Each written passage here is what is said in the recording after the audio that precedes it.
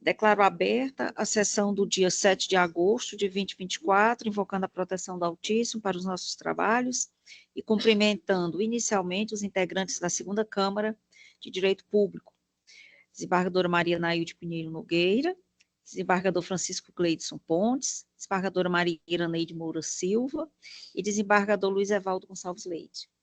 Cumprimento também a excelentíssima representante da Procuradoria-Geral de Justiça, doutora Sheila Cavalcante Pitombeira, o excelentíssimo representante da Defensoria Pública, doutor Vitor Emanuel Esteves, integrando agora a nossa Câmara. Seja bem-vindo, doutor Vitor.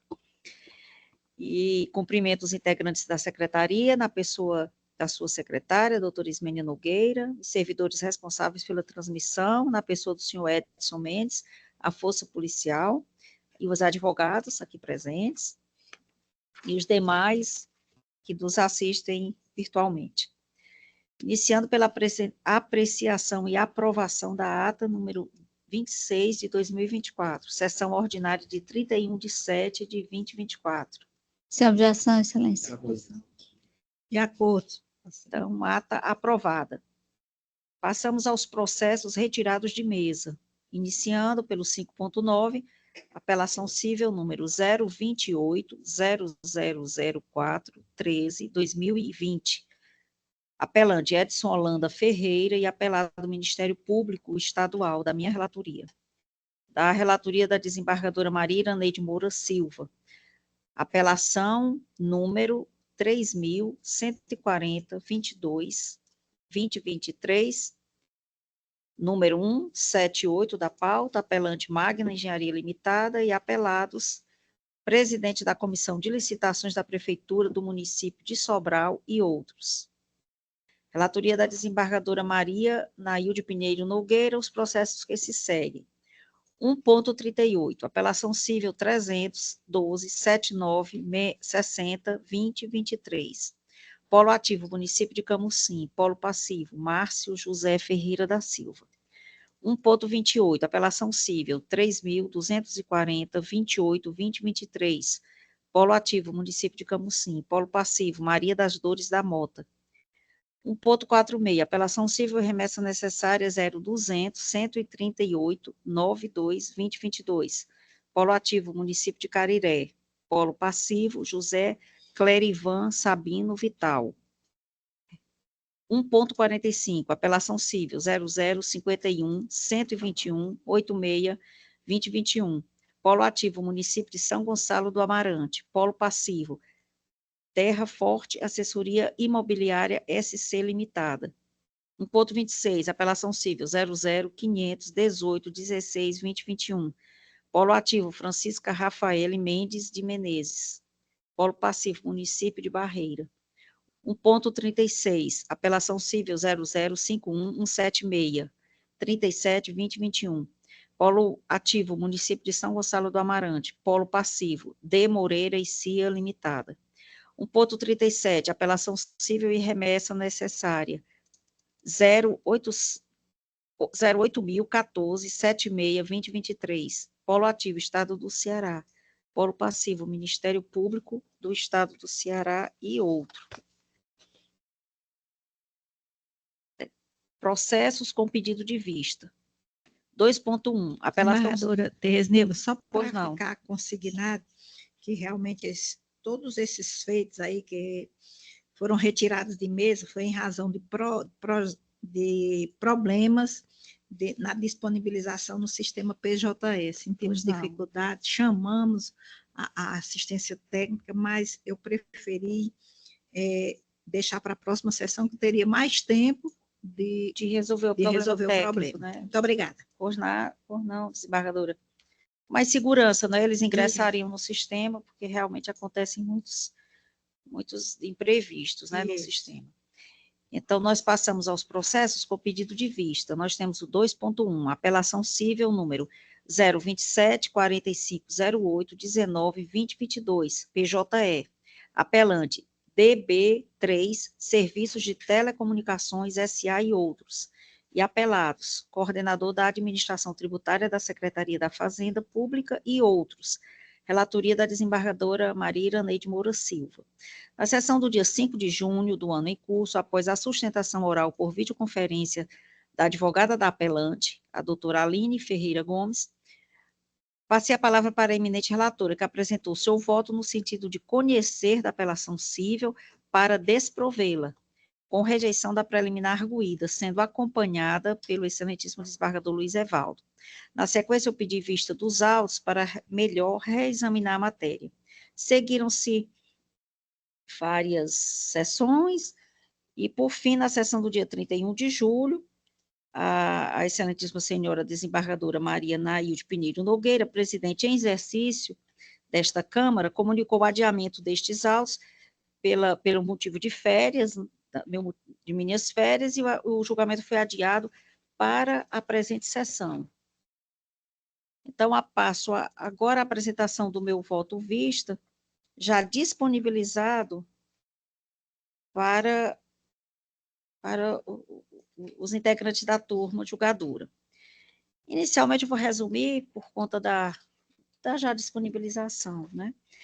Então, eu conheço da apelação cível, pois preenchido seus requisitos de admissibilidade, inicialmente no tocante à preliminar de inadequação da via eleita, levantada pelo ente estatal em sede de contrarrazões, acompanho a eminente relatora quanto à sua rejeição.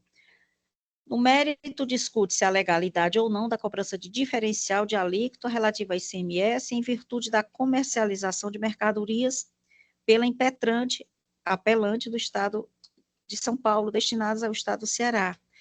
E assim acompanho o entendimento da relatoria.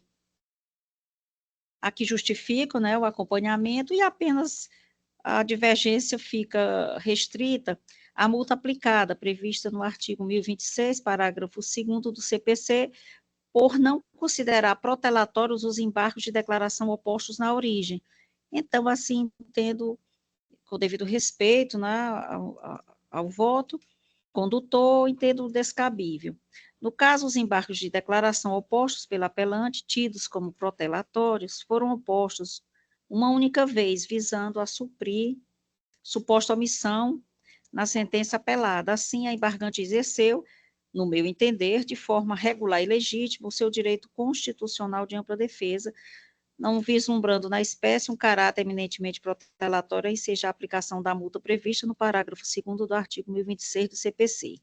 Então, ante o exposto, com as devidas vênias, conheço a apelação cível para dar-lhe parcial provimento, divergindo apenas da eminente relatoria quanto à aplicação dessa multa.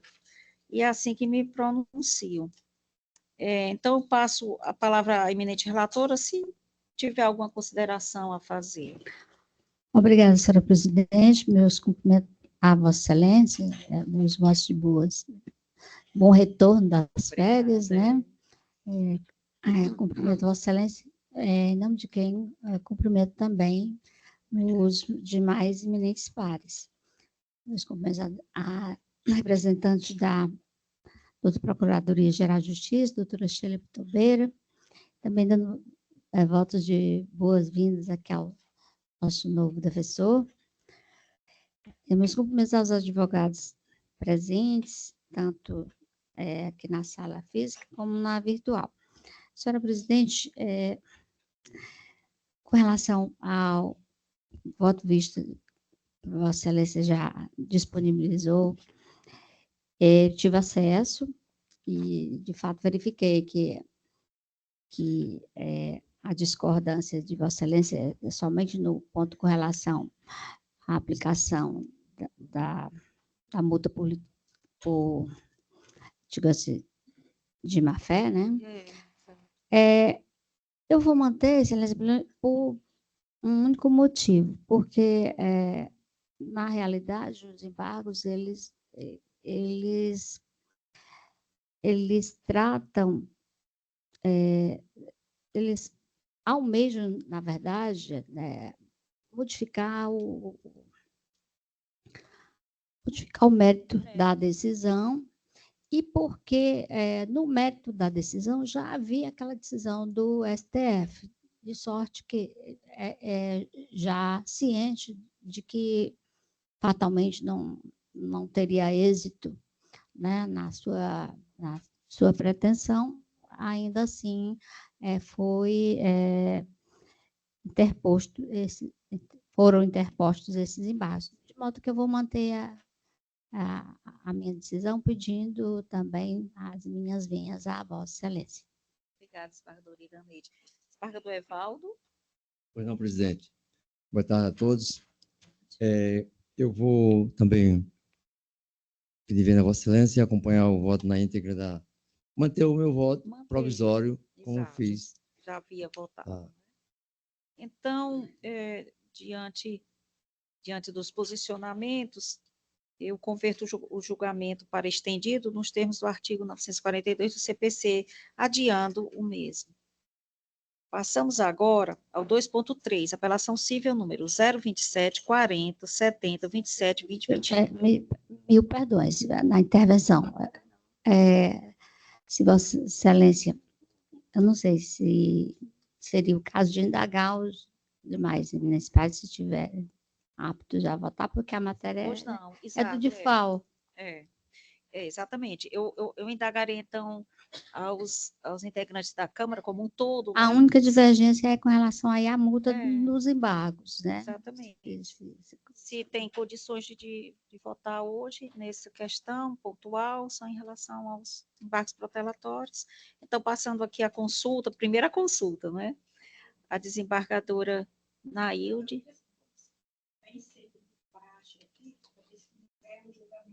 Fica para a próxima, para a aplicação do artigo 942? Prefere? Bem, na próxima, examinando melhor, né? Tá ótimo. E o desembargador Gleitz? Já houve a decisão, Ela já houve a definição. Não muda nada. Então, vamos manter, não é, o julgamento estendido. Fica mantido, então, nos termos do artigo 942 do CPC. Então, continuando, vamos passar para o 2.3, apelação civil 027, 40, 70, 27, 20, 21. O apelante é a empresa Express Alimentos Limitada, é apelada à Agência de Fiscalização de Fortaleza, a relatoria do desembargador Luiz Evaldo Gonçalves Leite. Passando o histórico. Na sessão do dia 12 de junho do ano em curso, após a sustentação oral do advogado da apelante, Dr. Rafael Aires de Moura Chaves, a palavra retorna ao eminente relator, desembargador Luiz Evaldo Gonçalves Leite, que apresentou seu voto vista no sentido de conhecer da apelação para dar-lhe parcial provimento. Na sequência, pedir vista dos autos para melhor examinar a matéria. Na sessão do dia 19 de junho, apresentei meu voto vista, pedido vênias ao eminente relator, para me manifestar em sentido divergente ao seu entendimento, a fim de conhecer e dar provimento à apelação civil, para reformar a sentença e julgar procedente o pleito exordial. O excelente desembargador Luiz Evaldo Gonçalves Leite, na ocasião, manteve o seu voto anterior e, em seguida, a excelentíssima senhora desembargadora Maria Nailde Pinheiro Nogueira pediu vista dos autos para melhor examinar a matéria. Seguiram-se, sessões com os adiamentos necessários, chegando, então, à sessão do dia 31 de julho do ano em curso, em que a desembargadora Maria Nailde Pinheiro Nogueira, presidente em exercício desta Câmara, comunicou o adiamento destes autos, deste julgamento, para esta sessão, por motivo das minhas férias. Assim, eu passo a palavra à excelentíssima senhora desembargadora Maria Nailde para confirmar se apresentará o seu voto vista nessa sessão. Exatamente, 4070. Cumprimento Vossa Excelência, os demais pares, nobre Procuradora de Justiça, doutora Sheila Pitombeira, defensor público, doutor Victor Esteves, secretária da Câmara, Ismênia Nogueira, e todos que advogados aqui presentes e aos que nos acompanham. Então, como já foi aí lido aí a minuta, né, do julgamento desse feito, hoje o processo se convista, para mim, aqui passo a fazer a leitura do meu entendimento, adotando o relatório, já constante nos autos, Digo eu, conforme descrito no referido relatório, o recurso de apelação em tela configura e resignação contra a sentença proferida pelo Juízo de Direito da 12ª Vara da Fazenda Pública da Comarca de Fortaleza, que julgou improcedente a ação anulatória de auto de infração ajuizada por Express Alimentos Limitada em face da Agência de Fiscalização de Fortaleza, a GFIS. O eminente relator, desembargador Evaldo, apresentou o voto no sentido do conhecimento e não provimento da apelação cível, por entender, em síntese, que o dever de informação no âmbito do direito do consumidor é bastante amplo e, por isso mesmo, pode e deve ser regulamentado na esfera administrativa, inclusive por meio de portarias, uma vez que as minúcias inseridas nas normas infralegais acerca da legislação correlata são benéficas tanto à defesa do consumidor como para fins de garantir maior segurança ao fornecedor, na medida em que, quanto a este, deixa bastante claro o que pode ou não fazer ao colocar seus produtos à disposição do mercado de consumo. Na sequência, a eminente desembargadora Tereza Neumann abriu divergência, sinalizando posicionamento no sentido contrário, a dizer, pela modificação da sentença ACO, por entender, no item A, que, a princípio, a decisão administrativa não se encontra devidamente motivada, por não haver sopesamento das alegações da autuada. No mérito, que não há comprovação de que a empresa autuada tenha deixado de efetuar a cobrança de maneira proporcional à fração de cada um dos sabores que integram o produto. Item C, que houve violação ao princípio da reserva legal, considerando a imposição de obrigação não prevista em lei, mas apenas em portaria. Diante do resultado não unânime, pedi vista e o julgamento foi suspenso. A questão em debate é se deveria constar no cardápio das lojas de venda de pizzas da parte recorrente o valor do produto individualizado quando disponibilizado para venda em 2 ou mais sabores. Percebe-se, portanto, que a discussão trata de obrigação atinente ao dever de informação, sendo irrelevante o fato da empresa ter ou não efetuado cobrança em desacordo com a legislação vigente. Vejamos o que prevê a Portaria 13/2016 do PROCON Fortaleza, quando diz em seu artigo 1º, na comercialização de produtos alimentícios que permitam a fração de sabores diferenciados, tipo pizzas, tortas e outras iguarias similares, o preço do produto deve ser proporcional à fração solicitada. Artigo 2º. A presente informação deverá constar nos cardápios do estabelecimento como garantia dos direitos preconizados no artigo 6º, combinado com o artigo 31 da Lei 8.078 de 1990. Artigo 3º. A não observância ao regramento contido na presente portaria sujeitará o infrator às disposições incertas no artigo 56 do citado diploma normativo. Essa portaria entra em vigor na data de sua publicação. E aí prossigo. Com efeito, apesar de constar na denúncia de número 643/7099, que estaria ocorrendo a cobrança do preço mais alto na pizza com 2 sabores, o auto de infração teve por fundamento a ausência de informação no cardápio acerca da cobrança proporcional em pizzas de 2 ou mais sabores. E no recurso administrativo interposto por Express Alimentos Limitada, a autora limitou-se a argumentar que o ônus da divulgação dos direitos do consumidor é do PROCON, jamais podendo ser repassado aos fornecedores de serviços, e que já seguia o procedimento de cobrança fracionada. no que pertine à alegativa de ausência de fundamentação, não merece prosperar, eis que fundamentação concisa não se confunde com ausência de fundamentação.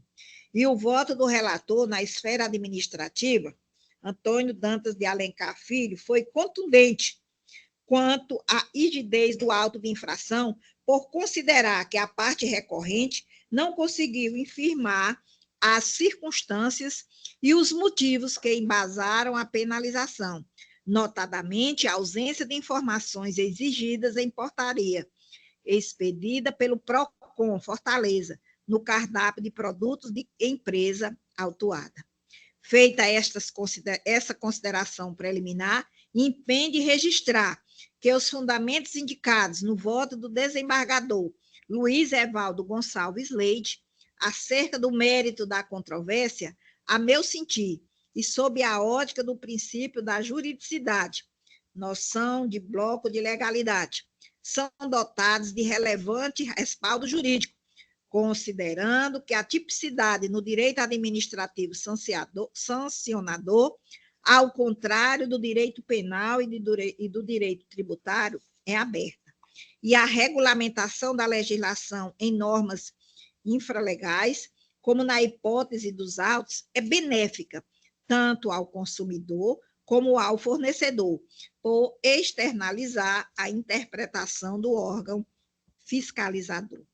O ordenamento jurídico administrativo adota a sistemática da tipicidade aberta para a definição das sanções, que, inicialmente dotadas de generalidade, podem ser detalhadas em normas complementares de natureza infralegal, desde que estas se encontrem dentro dos contornos previstos na lei, não inovando na ordem jurídica.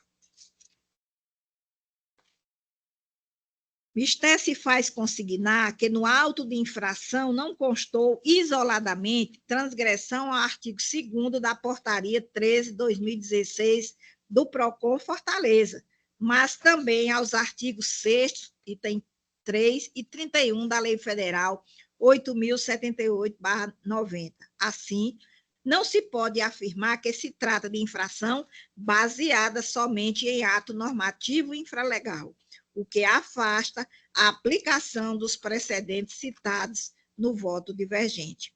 Face essas considerações, com as devidas venhas, acompanho o voto do eminente relator, desembargador Luiz Evaldo Gonçalves Leite, no sentido da manutenção integral da sentença exarada em primeiro grau.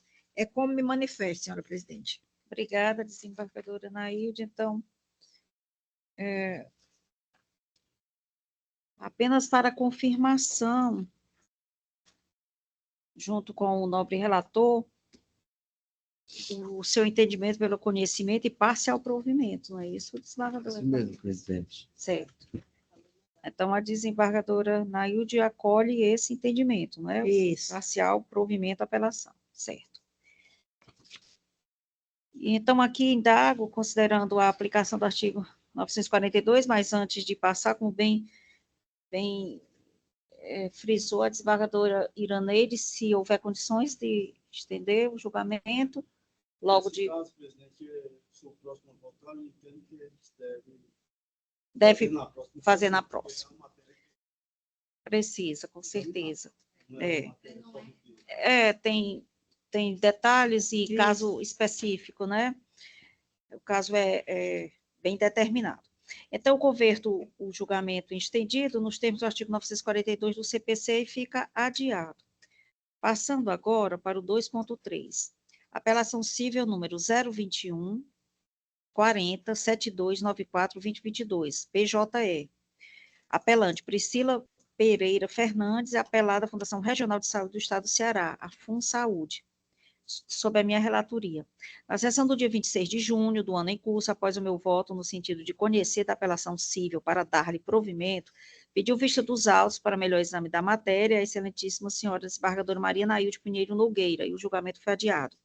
Na sessão seguinte, 3 de julho do ano em curso, a excelentíssima desembargadora Maria Nailde apresentou seu voto visto no sentido de conhecer da apelação civil para desprovê-la, divergindo do voto da relatora. Em seguida, pedi vista dos autos para reexaminar a matéria, e o julgamento foi adiado. A sessão do dia 31 de julho, a excelentíssima senhora desembargadora Maria Nailde, presidindo em exercício esta Câmara, comunicou adiamento deste processo, por motivo de minhas férias, para a presente data. E aqui, eu, reexaminando o caso, à luz dos entendimentos, né, que têm sido dados aqui pelo Tribunal de Justiça, então, o meu intento era realmente procurar uma consonância sobre essa matéria. Mas verifiquei que o meu voto se baseava numa razoável dúvida, eu entendi que havia uma razoável dúvida, diante dos parâmetros firmados pela ADC 41 do STF. Então, por conta disso, nesse caso, eu mantenho o meu voto como proferido inicialmente.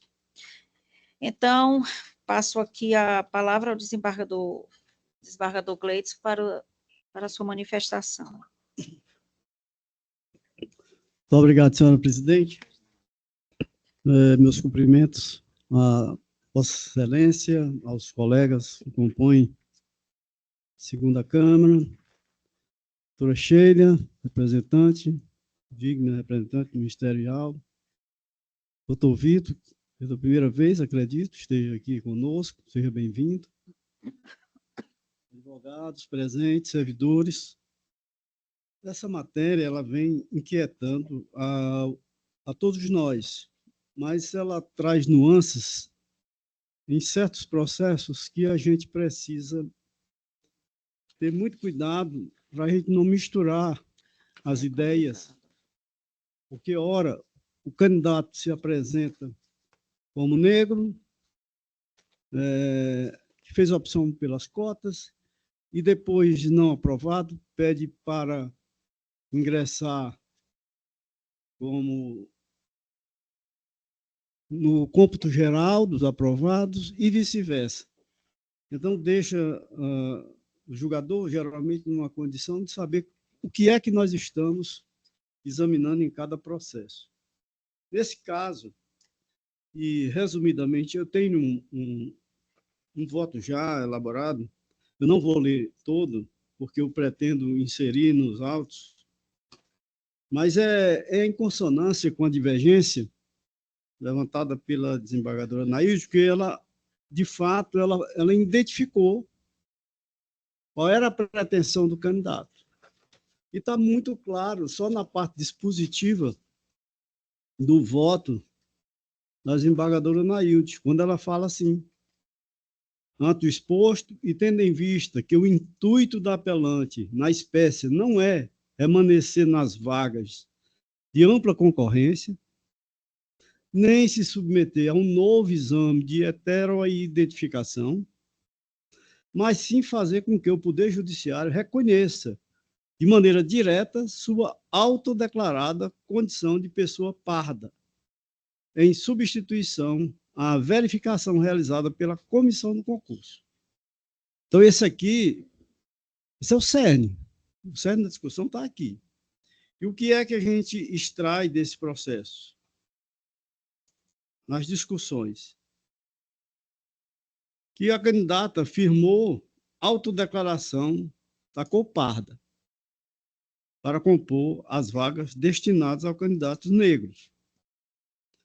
Foi aprovada na prova objetiva. Submeteu-se ao procedimento de heteroidentificação, ocasião em que, indeferida sua condição autodeclarada parda pela Comissão Especial de Heteroidentificação, teve desprovido recurso administrativo interposto contra a decisão da Comissão Especial, que é o ponto incontroverso.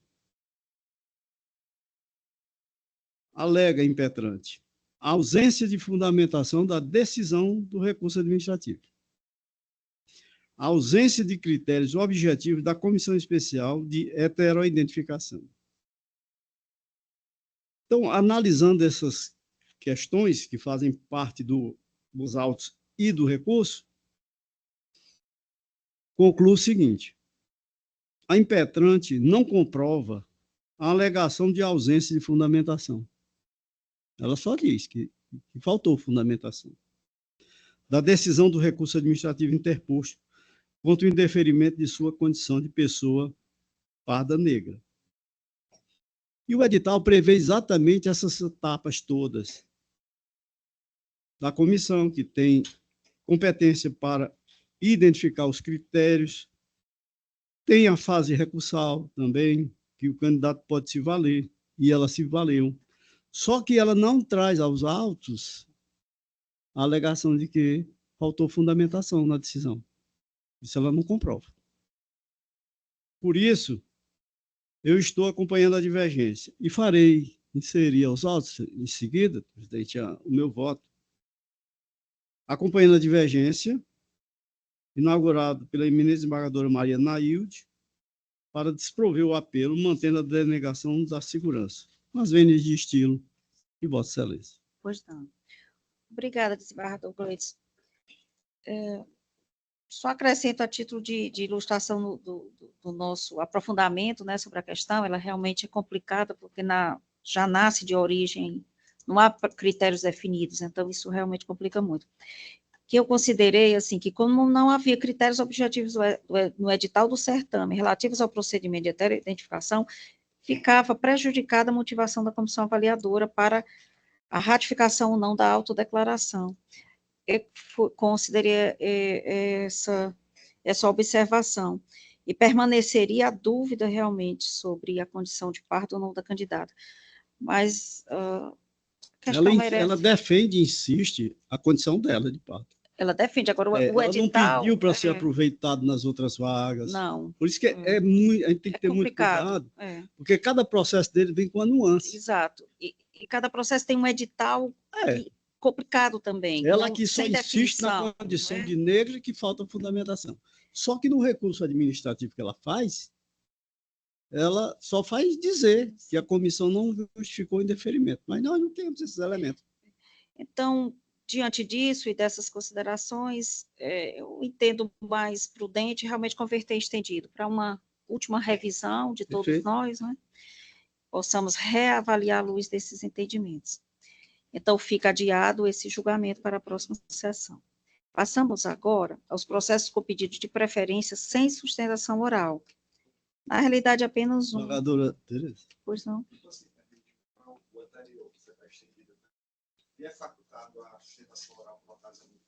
O estendido é o anterior. É este, não? Da pizza. Ah, o da pizza, certo. O senhor pretende o quê? A sustentação oral? Neste processo, quando foi estendido, né? Então, não foi ainda pedido? Não, eu estou só questionando se lhe é facultado. Ah, sim, se lhe é facultado essa apresentação, não é? O senhor não pediu na primeira... Ele sustentou. Ele sustentou. Ah, sim, sustentou e nós fizemos isso. Não haverá prejuízo. É. Não haverá, até porque... Só que saber se todos os membros estavam presentes. Eu estava. Eu estava. Assistia. Eu também assisti. Eu estava, exato. Ah, entendi. É porque nós estamos continuando o julgamento. Perfeito. Certo. Nós estamos apenas numa continuação, né? Essa questão está bem estudada, eu acredito que vai ser mais ainda, né? Com toda certeza. Boa tarde, doutor. Então, vamos para um processo, com pedido de preferência sem sustentação oral. É 1.110 da pauta, agravo de instrumento 3.736.22.2023, o item 7.3 do PJE. Relatoria do desembargador Luiz Evaldo Gonçalves Leite. O agravante, Estado do Ceará, agravada Ipioca Industrial de Bebidas S.A. Requereu esse pedido de preferência os advogados da empresa, doutora Helena Soriani e Machado Meia, advogados. Então, passa a palavra ao desembargador Luiz Evaldo para a síntese do julgamento. Que é a parte do núcleo da evento, direito de processual civil, agravo de instrumento em ação ordinária e CMS. preciso repetir, porque está fora. Tá bom, né? Parte do núcleo da emenda. Direito Processual Civil, agravo de instrumento em ação ordinária. ICMS, insumos, não incidência, suspensão da exigibilidade do tributo, ausência de comprovação da plausibilidade do direito alegado e do perigo da demora. Agravo conhecido.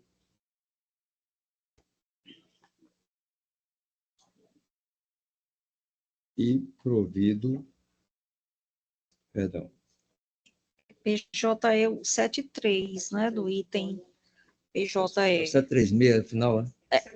73, é o item 73. 3.736.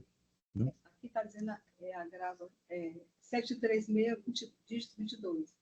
Aqui está dizendo agravo conhecido E desprovido. Perdão. Nós temos, é isso? É isso mesmo.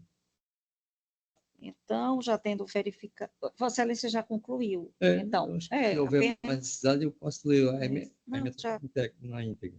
Já vimos, né? Era só mesmo esse esclarecimento. Também já tendo visto, provisoriamente, aqui declaro o meu voto acompanhando o eminente relator, indago a desembargadora Maria Nailde. Obrigada, desembargadora Nailde. Resultado, agravo de instrumento conhecido e desprovido. Passando agora aos processos com pedido de preferência com sustentação oral. Iniciando pelo item 133, apelação cível 3.176.85.2023, item 13 do PJE. Relatoria da desembargadora Maria Nailde Pinheiro Nogueira. Apelante, município de Santa Quitéria. E apelada é Marcela Leopoldina Quezado Gurgel e Silva. O advogado doutor Sérgio Quezado Gurgel e Silva requereu a sustentação oral. Aqui presente está virtualmente, doutor Sérgio. Está em sala? Boa tarde, Excelência. Boa tarde. Doutor Sérgio, aqui verifico que o voto atende os interesses da apelada, representada por Vossa Excelência. A dispensa da sustentação oral, o senhor dispensa ou gostaria de fazê-la? Sim, Excelência, fica dispensada. A melhor sustentação é aquela que não precisa nem ser feita. Então, ela considere feita já. Então, passo a palavra à excelentíssima senhora desembargadora Maria Nailde para a síntese do julgamento. Pois não, senhora presidente, a síntese do julgamento. Apelação civil, direito constitucional e administrativo, ação ordinária de cobrança, servidor público municipal, município de Santa Quitéria, cargo comissionado, procuradora adjunta, exoneração, verbas devidas, artigo 39, parágrafo 3º, combinado com o artigo 7º, incisos 8º e 17º, ambos da Lei Magna. Princípio da vedação ao enriquecimento sem causa do ente fazendário. Ônus da prova do fato impeditivo, modificativo ou extintivo do direito do autor, não exercido pelo réu. Apelação conhecida e não provida, mantendo, portanto, a decisão de primeiro grau. É assim que me manifesto, senhora presidente. Obrigada, desembargadora Nailde. Desembargador Francisco Gleidson. Confirmo o voto provisório, acompanhando a douta relatoria. Obrigada. Desembargadora Maria Iraneide. Senhora presidente, do mesmo modo, eu ratifico o voto provisório, acompanhando a relatoria. Então, proclamo o resultado, apelação civil conhecida e desprovida. Agradecendo aqui a presença do doutor Sérgio Quezado. Obrigado, Excelência. Um bom trabalho a todos. Obrigada.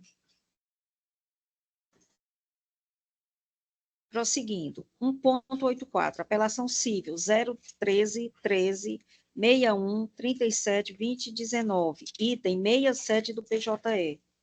Relatoria da desembargadora Maria Iraneide Moura Silva. Apelante ao Estado do Ceará e apelada Santana Têxtil S.A. Advogada doutora Liliane Freire Araújo Evaristo Barbosa, aqui presente. Pois não, doutora Liliane, a senhora pode ir à tribuna para iniciar a sua sustentação oral.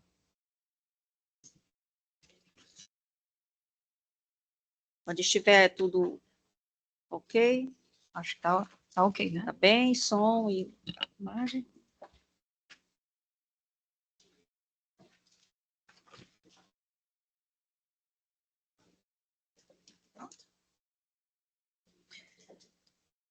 Os cumprimentos à senhora, doutora Liliane, vamos iniciar sua sustentação oral.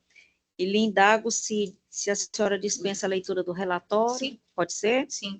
Então, já pode iniciar por 15 minutos. Pronto. Primeiramente, boa tarde a todos. Cumprimento aos eminentes desembargadores na pessoa da desembargadora Tereza Neumann, presidente desta segunda Câmara, a doutora Procuradoria, a Defensoria Pública e aos demais que aqui estão, serventuários e os colegas que estão acompanhando no modo telepresencial.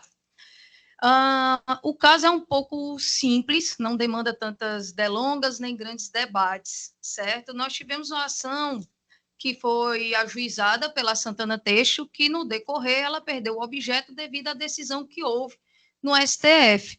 Desse modo, por ter ocorrido a perda do objeto, o juiz singular de piso, ele proferiu a sentença extinguindo o processo sem resolução de mérito, e dessa forma ele condenou a Santana Teixo em honorários advocatícios. Só que, pelo fato da Santana Teixo ela estar em recuperação judicial, a justiça gratuita ela foi concedida. Deste modo, o Estado irresignado opôs embargos de declaração que foram considerados protelatórios, havendo a aplicação da multa, certo? Disciplinada pelo nosso CPC 2015, e desse modo ensejou a interposição do recurso de apelação do Estado, que ora a gente contrarrazoou oportunamente. Eu vim hoje aqui explanar a situação da empresa apelada, no sentido de que o quê? Para a empresa ela ter o seu plano de recuperação judicial aprovado, que esse processo tramita aqui no Tribunal de Justiça, ela tem que ter alguns requisitos disciplinados lá no artigo 51 da Lei 11.101.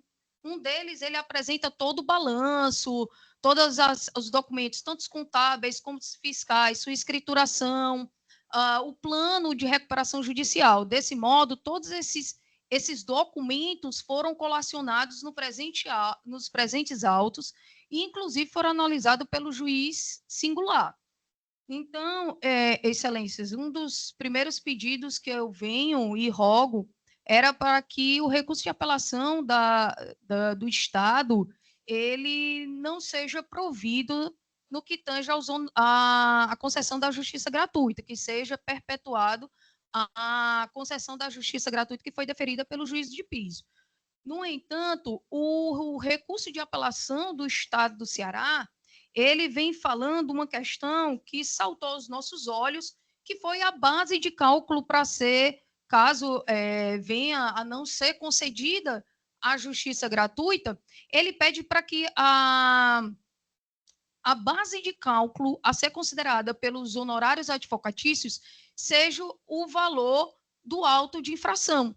Essa ação, ela pediu o quê? Ela pediu a suspensão do trâmite do processo administrativo, certo?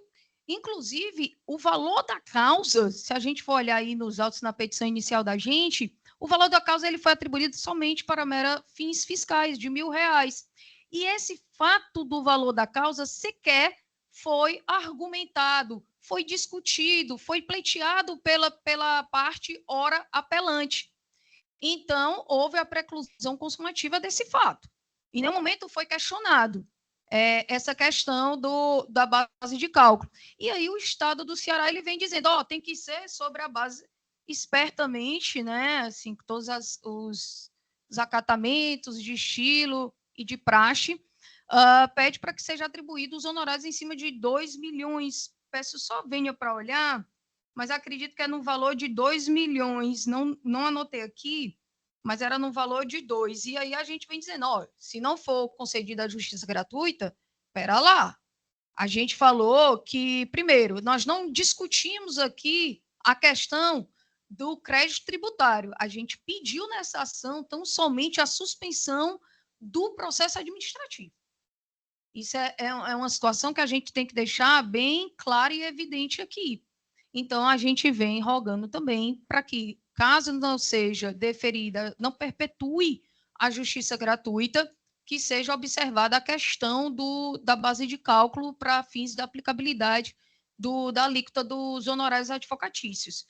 E a questão, outro ponto suscitado também pelo Estado do Ceará foi a questão da aplicação da multa por terem considerado os embargos como protelatórios. Nós bem sabemos o escopo, inclusive nós temos vastas jurisprudências, não só do egrégio Tribunal de Justiça, mas também STJ, STF, vem rechaçando essa questão dos embargos de declaração eles serem protelatórios. O embargo de declaração ele é uma via que deve ser eleita, e bem sabemos disso, é serviço de todos que compõem o judiciário, que ele é só para expor uma omissão clara, uma obscuridade, uma contradição, um erro material. Ele não serve para reexaminar matéria que já foi discutida. E assim entendeu o juiz singular. Então, excelências, eu venho pedir e rogo para que o recurso de apelação da Fazenda Estadual ele não seja conhecido, e caso seja conhecido, que ele seja improvido. Obrigada pela atenção de todos. Obrigada, doutora Liliane. Passo a palavra à desembargadora Maria Iraneide para a síntese do seu julgamento. Excelência, desliga. Pois não. Como é aqui? Pode ligar. O Edson. É apertar? Como é? Tudo bem. Nosso assessor Obrigada. técnico resolve. Obrigada, senhora presidente. Meus cumprimentos à doutora Liliane, que objetivamente expôs aí na sua sustentação os argumentos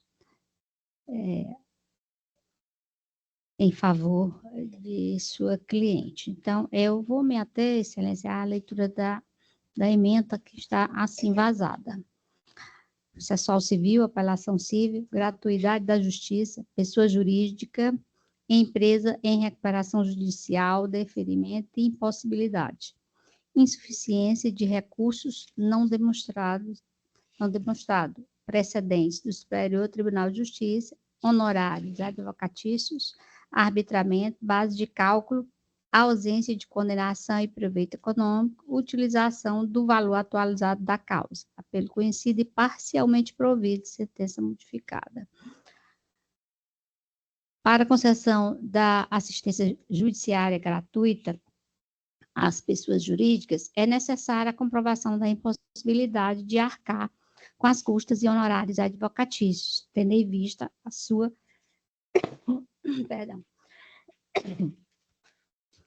situação econômica, consoante entendimento sedimentado no Superior Tribunal de Justiça, abro aspas, a concessão do benefício de gratuidade da justiça à pessoa jurídica, ainda que em regime de liquidação extrajudicial, recuperação judicial ou sem fins lucrativos, somente é possível quando comprovada a precariedade de sua situação financeira, inexistindo em seu favor presunção de insuficiência de recursos. Súmula 481 do STJ. Este é um julgamento da relatoria do eminente desembargador, eminente relator, ministro Raul Araújo, nosso ex-colega de faculdade, quarta turma, julgada em 26 de setembro de 2022.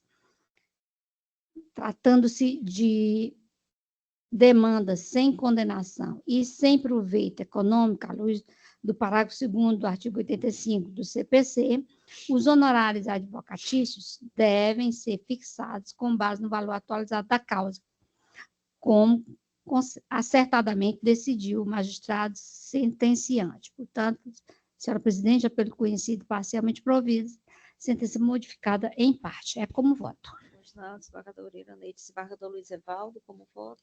Pois não, presidente. Eu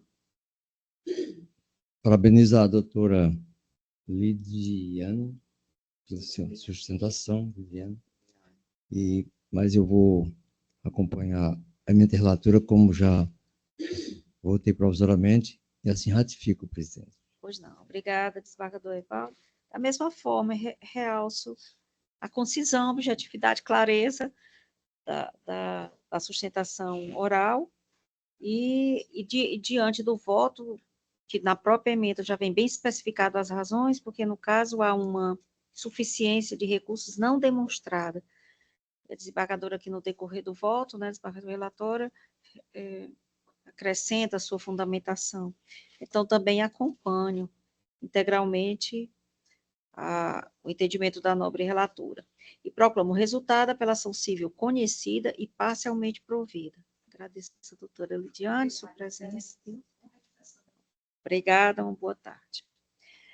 1.69, apelação civil número 0200-492-81-2022, item 68 do PJE. Relatoria do desembargador Francisco Gleidson Pontes. Apelante Santa Casa de Misericórdia de Sobral. Advogada, representante da Santa Casa, doutora Jéssica Ferreira da Silva, pediu a sustentação oral. E os apelados são Vitor Hugo Rodrigues da Costa e Alane Micaele Costa Barbosa. Indago a doutora Jéssica. Olá, boa tarde, excelências. Deixa eu só trocar. Presente virtualmente. Sim. Confirmando aqui a presença da doutora Jéssica. Se dispensa a leitura do relatório, doutora. Ok. Dispensada. A senhora poderia aumentar um pouco o som, só para a confirmação ficar mais documentada aqui na nossa gravação? Ótimo, pronto. Então, cumprimentando-a, eu lhe passo a palavra para a sua sustentação oral em 15 minutos. A minha câmera está ok? Está. Tá, muito obrigada. Vídeo, áudio. Boa tarde a todos os presentes, em especial à desembargadora presidente, doutora Tereza Neumann, e ao relator, excelentíssimo doutor Francisco Gleidson. Eu vou procurar ser bem breve, porque apesar da complexidade do caso, que se trata de uma ação de possível erro médico, as causas que levaram à apelação do Hospital Santa Casa são discutivelmente simples. O cerne da questão se baseia na não caracterização da violência obstétrica e da ausência de nexo de causalidade. Se trata de um caso de que houve um parto no Hospital Santa Casa, hora apelante, e após o parto, a criança verificou-se que a criança tinha alguns problemas de saúde e a apelada correlacionou esses problemas de saúde da criança ao momento do parto, caracterizando essa situação como violência obstétrica. Então, a violência obstétrica alegada, excelências, ela se caracterizou basicamente na negativa do hospital, as alegações da apelada era a negativa do Hospital Santa Casa em se proceder com o parto cesariana e proceder com o parto normal, o que vai ficar claro aqui que não foi o que aconteceu. A paciente chegou ao hospital, foi feita a classificação de risco e ela foi classificada com risco amarelo. O risco amarelo significa que não havia uma gravidade elevada. No momento em que a paciente chegou ao hospital, ela tinha 4 centímetros de dilatação, então ela não estava no período ativo do trabalho de parto, né? Então ela ainda estava em observação. A Santa Casa de Misericórdia de Sobral, ela é referência no atendimento a pacientes de alto risco. Gravidez de alto risco, elas são encaminhadas para a Santa Casa. Essa paciente, ela não tinha esse quadro, ela não tinha esse perfil. Por isso, em razão da superlotação do hospital, ela foi solicitada a transferência dessa paciente para uma outra unidade. Enquanto se aguardava a transferência, o Hospital Santa Casa prestou toda a assistência necessária, com acompanhamento da mãe, acompanhamento dos batimentos cardiofetais, sendo feito todo o protocolo de acordo com o que determina as diretrizes do parto humanizado e dos partos que são realizados no hospital apelante. A dilatação completa da mulher para que se realize o parto é de 10 centímetros. No caso, a paciente estava com 4 centímetros nesse momento. A paciente, ela alega que ela deveria ter feito um parto cesariana e foi feita uma indicação errônea para parto natural. E, para isso, a sentença ela se fundamentou principalmente nessa parte, de que a violência obstétrica se caracterizou pela não oitiva da mãe em relação ao momento do parto. É importante destacar que o termo violência obstétrica ele é caracterizado por uma série de fatores. O maltrato à mãe no momento anterior ou durante o parto e, principalmente, a realização de cesarianas desnecessárias, que foi justamente o contrário do que aconteceu no caso da apelada. A apelada, ela tinha um diagnóstico prévio de 2 partos normais, ela era uma gestante sem complicações e ela já tinha uma gestação de mais de 41 semanas. Então, ela tinha indicação para parto normal. O parto normal é o que oferece menos riscos para a mãe e mais benefícios à criança.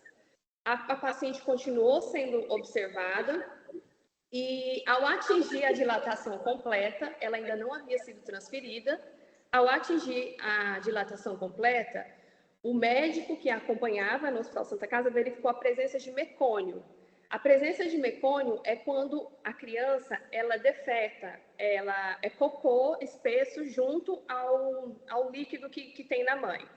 Ao verificar a presença de mecônio, o médico continuou com o trabalho ali e verificou que a mãe, apesar da dilatação, ela não tinha passagem, né? A criança tinha uma desproporção cefalopélvica.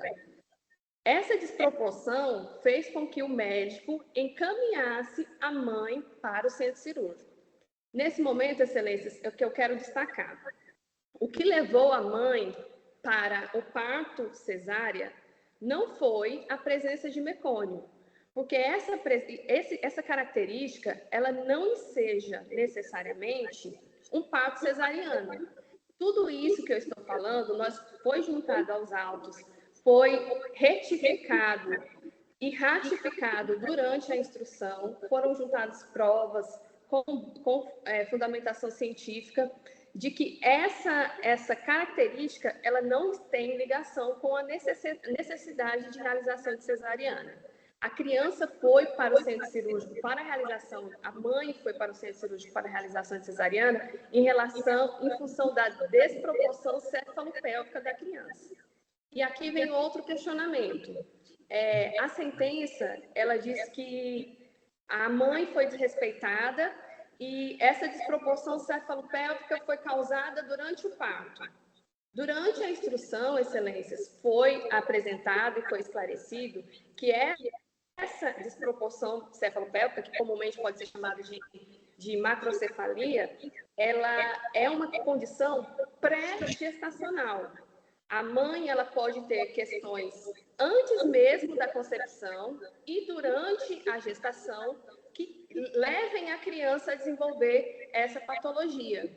Mas o momento da descoberta dessa condição, ela é feita ou anteriormente, com a realização de uma ultrassom morfológica, que no caso a paciente apelada não realizou, ou infelizmente no momento do parto, que é quando o médico vai fazer as movimentações, as manobras do parto normal e percebe que a criança não tem condições de nascer por essa via e optou, no caso, pelo parto cesárea. A sentença, excelências, também o juiz de piso, ele disse que houve diversas tentativas para o parto normal. Diferente, isso é totalmente... Doutora Jéssica? Pois não? Só um minuto. Está havendo uma interferência, só conferir se aqui é dela mesmo. A senhora poderia verificar o seu som para não prejudicar a sua sustentação, por favor? Tá, deixa eu ver aqui se eu posso colocar os fones, fica melhor. Agora melhorou. Melhorou? Está, dá para lhe compreender. Pois não. Estou concluindo. Pois não. Ao final, a sentença diz que houve diversas, o juiz de piso, ele identificou e fundamentou que houve diversas tentativas de parto normal. Isso vai contra tudo o que está nos autos. A paciente estava sendo acompanhada, aguardando transferência, e no momento da dilatação total, verificou que não podia ser feito o parto normal e a paciente foi realizar a cesárea. Então, durante todo esse ínterim, houve acompanhamento da equipe multiprofissional, houve a prestação de assistência para a mãe e para a criança, e não houve nenhum nexo entre a doença e a patologia da criança e a conduta do Hospital Santa Casa. Infelizmente, excelências, a medicina ela não é uma ciência exata. Em que pese a situação da criança hoje, qual o hospital lamenta, não houve nenhuma relação dessa situação com a conduta que foi tomada no Hospital Santa Casa. Há diversos protocolos e diretrizes que, inclusive, foram ressaltados e juntados, de que a patologia da macrocefalia, ela é anterior ao parto, ela tem outras N situações que podem ser geradas. Durante a audiência de instrução, especialistas, enfermeira especialista disse que era necessário se fazer uma ultrassom morfológica para identificar. O médico especialista corroborou essas informações, dizendo que o parto só foi cesárea em razão da desproporção cefalopélvica. Então, tudo isso, juntado com os documentos, somados aos documentos apresentados pelo Hospital Santa Casa, corroboram com o pedido, pleito da hora apelante para que se reforme a sentença no todo, para que se retire a condenação da Santa Casa, como foi feito pelo juiz de piso. Muito obrigada. Pois não, obrigada também, doutora Jéssica. E passo a palavra ao desembargador Francisco Gleidson para o seu julgamento. Muito obrigado, senhora presidente. Renovados cumprimentos a todos. E agora também dirigido à doutora Jéssica, parabenizando-a pela sustentação bem concatenada e explorando os fatos relatados em processo. Como é uma matéria que exige do julgador análise não só do direito, mas também das provas, eu vou preferir ler o voto para contemplar todos os pontos levantados pela nobre advogada. De saída, presidente, eu observo a existência de matéria de ordem pública a ser examinada de ofício referente à regularidade da relação processual. Consta dos autos que, sem a parte autora tenha manifestado a intenção de ampliar o polo passivo da relação processual e sem que a petição inicial contenha tal pedido, o magistrado de primeira instância determinou a citação do Estado do Ceará, que inclusive apresentou contestação. Ocorre que a ampliação subjetiva da demanda pelo magistrado, ao determinar de ofício a inclusão do Estado do Ceará no polo passivo da relação processual, viola os princípios dispositivo e da inércia da jurisdição. Outra não é a jurisprudência do Superior Tribunal de Justiça. E aqui eu transcrevo substancioso o voto. Por essa razão, excluo o Estado do Ceará da relação processual. Seria bom já examinar? Sim, já examinar, sim. Então, passo aqui a palavra à desembargadora Maria Iranei para o exame desse preliminar. Eu acompanho o voto do eminente relator neste ponto. Desembargador Evaldo? Da mesma forma, acompanho o relator nesse aspecto. Pois não. Pois não. Tem outra fundamentação que eu já vou superar também a leitura, para que a gente não perca mais tempo, já que a turma concordou com a exclusão, fundamentando que a Santa Casa, por agir em nome do Estado, ela apresenta-se como única e exclusivamente parte passiva desse processo.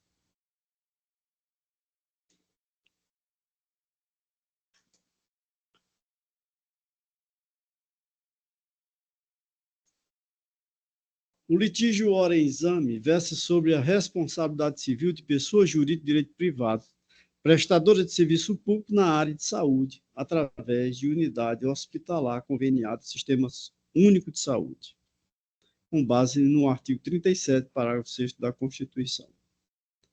E o Supremo já definiu a responsabilidade da instituição conveniada. Também transcrevo aqui vários julgados nesse sentido.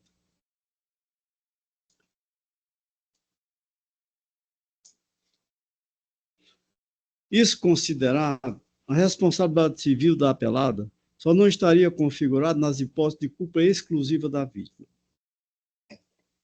por ausência de nexo de causalidade entre a conduta e o dano, ou nas hipóteses de ocorrência de caso fortuito ou força maior, que, de igual modo, exclui a própria responsabilidade civil. Consta dos autos relatórios da auto elaborado pelo Serviço de Neonatologia da própria apelante, em 18 de dezembro de 2019, quando eram decorridos quase 2 meses da data do nascimento do promovente, referente à convulsão, asfixia perinatal e encefalopatia, além de referência a parto cesariano de alto risco por sofrimento fetal, fecho aspas, na solicitação médica de mudança de procedimento para parto cesariano. Vale destacar que o próprio registro de enfermagem, no dia 28 de outubro de 2019, às 20 horas e 47 minutos, menciona que, aspas, nasce um sexo masculino em morte aparente, cianótico, ausência de sinais vitais, assistido pelo pediatra, realizado manobras para RCP, realizado intubação orotraqueal, com tubo número 3.5, às 20h48. Realizado medicações conforme orientações médicas. O paciente apresenta frequência cardíaca e melhora na totalidade. Fecho aspas. Há nos autos ainda laudo médico elaborado por neuropediatra, mencionando que o promovente apresenta paralisia cerebral com tetraparesia espástica por anoxia perinatal. Fecho aspas. A prova testemunhal produzida em juízo não se revela apta a alterar ou desconstituir a realidade fática revelada pelo conteúdo de prova documental existente nos autos, ou seja, não é apta a demonstrar a ocorrência de caso fortuito ou força maior, excludentes da responsabilidade civil objetiva da apelante, com fundamento na teoria do risco administrativo, por se tratar de pessoa jurídica de direito privado, prestadora de serviço público de saúde, em relação ao evento danoso descrito na peça inaugural, independente da perquisição sobre eventual dolo ou culpa dos profissionais de saúde que atuaram no caso, cuja relevância jurídica diz respeito apenas a eventual direito de regresso. Ante o exposto, considerando que o pedido de tutela recursal consiste expressa e especificamente em que, aspas, seja reformada a sentença para retirar a condenação por danos morais e para retirar a condenação ao pagamento de pensão vitalícia ao autor, nego provimento à apelação. Fica majorado para o percentual de 12%, na forma do disposto no artigo 85, parágrafo 11 do Código de Processo Civil, a condenação da promovida ao pagamento de honorários advocatícios arbitrados na sentença em 10%, observado o disposto no artigo 98, parágrafo 3º do Código de Processo Civil. É como voto, presidente. Obrigada, desembargador Gleidson. Desembargadora Maria Iraneide, como vota?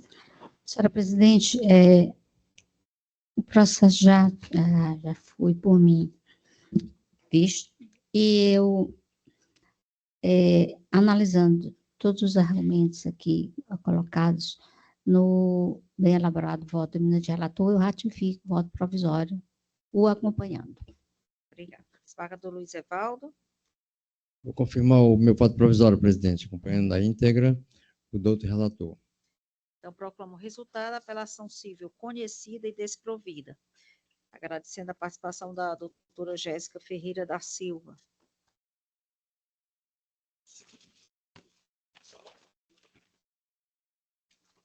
Aqui, agora concluídas as sustentações orais, passamos às manifestações da Procuradoria-Geral de Justiça e Defensoria Pública. Alguma outra? Não, retirou Não. de mesa aquela que era da desembargadora Nailde.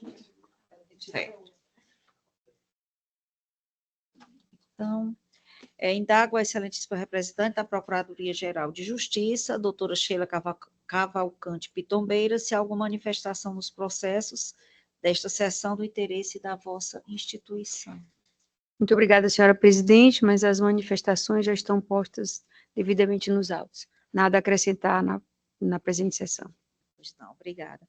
Indago da mesma forma ao excelentíssimo representante da Defensoria Pública, doutor Victor Manuel Esteves, se há alguma manifestação a ser proferida por vossa excelência no interesse de vossa instituição. Obrigado, presidente. Nós não temos nenhuma manifestação a fazer nos processos pautados. Obrigada, então. Continuando para o fechamento do nosso julgamento, indago aos integrantes da Câmara se ratifica os votos provisórios proferidos nos processos em ambos os sistemas, inclusive em ambos os sistemas SAGE e PJE. Senhora presidente, só uma questão que eu queria colocar antes dessa ratificação, a respeito de um processo da minha relatoria, o de número 08,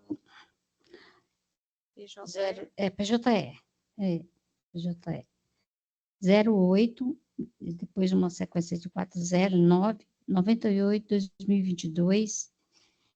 É um processo em que se discute o cabimento,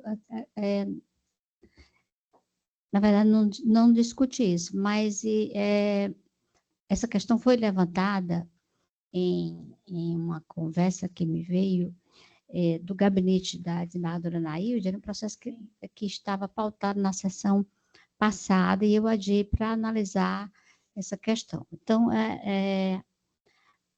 quando Vossa Excelência estava de férias, veio esse contato do gabinete de desembargadora Nailde, em razão de levantar essa questão do cabimento ou não da ação civil pública, né, interposta pelo Ministério Público, em favor, como substituto processual, né, ser o cabimento de recebimento ou não da remessa necessária, certo? Então, de fato, eu retirei de mesa e verifiquei que aqui na Câmara tem votos divergentes, certo? E também tratei de verificar nas outras câmaras, de igual modo, também tem votos divergentes, né? Então, eu colhi, no sentido do voto que eu apresentei, voto do desembargador Washington, desembargadora Joriza, na primeira Câmara, voto do desembargador Fernandes Mendes, mas que às vezes, vamos dizer assim, acontece que eu não me recordo se eu fiz parte dessa turma julgadora de um voto em sentido contrário, desembargador Gleidson, né? Mas no sentido deste voto também, já encontrei o desembargador Evaldo, que também já acompanhou voto meu, sentido contrário. Então, está um pouco confuso, porque seria bom a gente conversar a respeito disso, para que a gente... na própria Câmara, a gente não ficar... tem voto de desembargadora Tereza também, no mesmo sentido desse voto que eu estou apresentando hoje.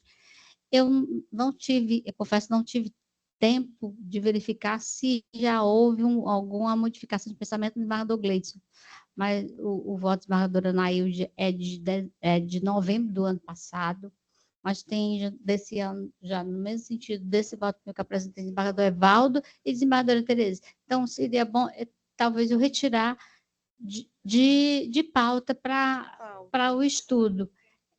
Para você fazer essa análise bem cuidadosa, para a gente conversar administrativa. Pronto. Tá, eu passo depois. Tá. Vou anunciar Então, a retirada de pauta. Retirada de pauta seria mais prudente, porque eu retirei de mesa semana passada, mas eu confesso, não foi tempo suficiente para fazer essa pesquisa em todas as câmaras, de todos os membros de cada câmara, né?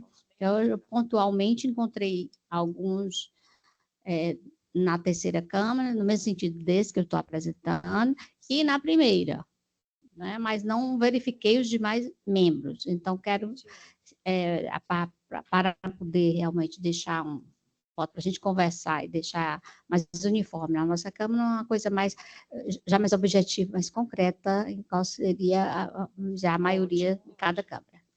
Vamos verificar. Pronto. Também já estou aqui com o número, vou também me debruçar sobre esse estudo, né, para me pronunciar com mais segurança. Então, anuncio a retirada de pauta do item 101 do PJE, é uma remessa necessária, 0, sequência de 4 zeros, 08, sequência de 4 zeros, 9, 98, 20 e 22. Relatoria da desembargadora Maria Iraneide, em que as partes Emanuele Feitosa da Silva e outros, e município de Potengi e outros.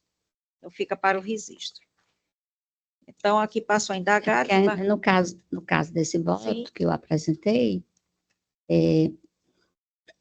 trata de direito individual disponível, certo? O voto está sendo nesse sentido. Então, já encontrei várias decisões que conhecem da remessa. Está bem. Vejo aqui, o voto já está, não é? Inclusive no sistema, fica mais simples do exame.